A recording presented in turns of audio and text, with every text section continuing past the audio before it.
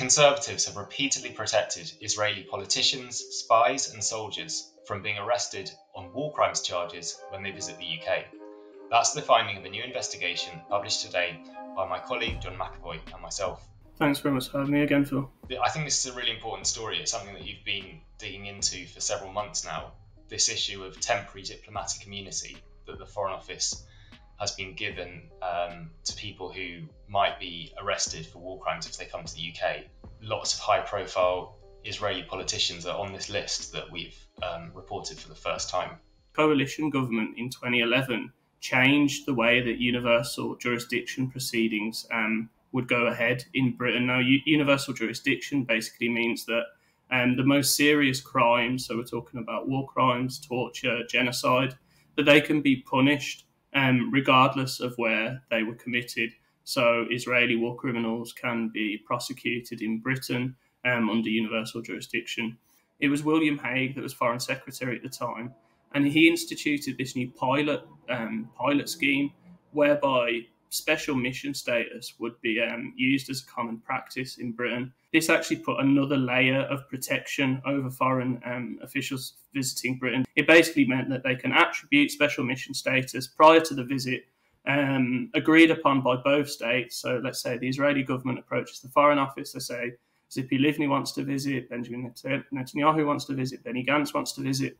And the Foreign Office agrees that, okay, we'll put a stamp on their visit that they've got special mission immunity, and therefore they are immune from any kind of arrest warrant that is placed against them, even if it's for war crimes, even if it's for allegations of torture, even if it's for the crime of genocide, that they are basically immune for the duration of their visit.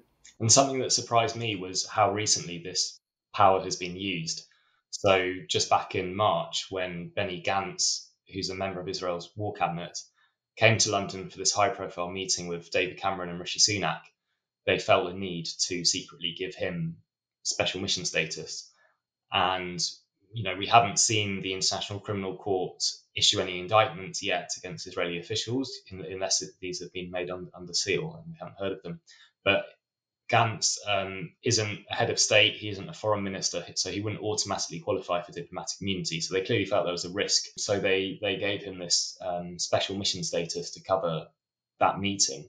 And that was one of the revelations of our article. But also previously, this power has been given to protect Benjamin Netanyahu as well, even though you would have thought as a head of government, he would automatically have immunity. And I think, again, that was for a meeting he had with David Cameron back in 2015. So it does seem that they are really concerned about protecting, giving almost like extra protection, right, to some of Israel's most senior officials who would likely be indicted if an ICC war crimes probe does advance. Yeah, exactly. I mean, it's both the UK government and the Israeli government that are seriously concerned about Israeli officials travelling to Britain and being arrested under universal jurisdiction proceedings. This has been going on for at least the past 25 years. There was the case of Doron Almog, who visited Britain in 2005. He was accused of a number of different serious violations of international law, and an arrest application, an arrest warrant was actually issued for him back in 2005. And he was tipped off by Israeli diplomats at the time, and he was tipped off while he was at Heathrow Airport, and so he refused to depart his plane. And eventually, the Metropolitan Police at the airport, they refused to board the plane because they were actually worried about a firefight breaking out between the Israelis and the British police. So this is something that's been going on for a very long time, and it's in response to these kind of arrest warrants that have been issued for Israeli officials that the British government has repeatedly tried to make it more and more difficult to issue these universal jurisdiction arrest warrants for them. So, as you mentioned, the case of Benny Gantz is very important as well, because, I mean, he visited Britain in March 2024. This was, about 2.5 months after the ICJ had put Israel under investigation for genocide, had concluded that there was a plausible case against it. So we're seeing that even amidst the genocide, that the British government is still protecting senior Israeli officials from prosecution. And it's also important to add that, even when this genocide ends, we're going to see the UK government likely issuing these special mission statuses to Israeli officials to visit Britain. So this is not just a case of reviewing the past, what's happened in the past. This is something that's going to keep happening in the future to protect Israeli officials from war crimes charges. Israeli military chiefs seem to have been a priority for this form of protection, right? So on your list, you've got several, including the current head of the IDF, General Herzi Halevi, and he's the guy that's just approved Israel's plans for an assault on Rafah. Yeah, exactly. So he's one of, alongside Netanyahu, he's currently going to be in the running if the ICC actually pulls its finger out and starts issuing arrest warrants. He's going to be among some of the key figures that are going to be accused of complicity in the genocide by the ICC.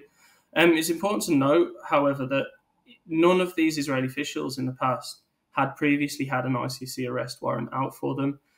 So it'll be quite interesting to see what the UK government actually does if any of these officials want to visit the UK if they have an ICC arrest warrant out for them. So there's going to be a tension basically between special mission immunity and an ICC arrest warrant. And will they basically go against the Rome Statute and provide them with diplomatic immunity rather than complying with their international obligations? And another surprising feature of this list is that Egyptians are actually the most common nationality, and Egyptians specifically from the coup regime of President Sisi, who seized power 2013-2014. Hundreds of protesters were massacred. Egypt's first democratically elected president was overthrown, Mohamed Morsi, who came from the Muslim Brotherhood. Obviously, Hamas is the Palestinian offshoot of the Brotherhood, and as Egypt's president, Morsi had, loosened the restrictions on Gaza, which alarmed the Israelis. They were used to having a very pliant Egyptian regime for decades to reduce the threat on their southern border. And so once Sisi came in, obviously a lot of his officials could have been potentially indicted for some of those atrocities in Egypt during the counter-revolution. And what we've seen is this special mission status has been given mostly to Egyptians, right? Including, the army chief of staff. He was accused of complicity in mass torture following the coup in Egypt. And as you mentioned, Morsi's former party tried to initiate universal jurisdiction proceedings against him.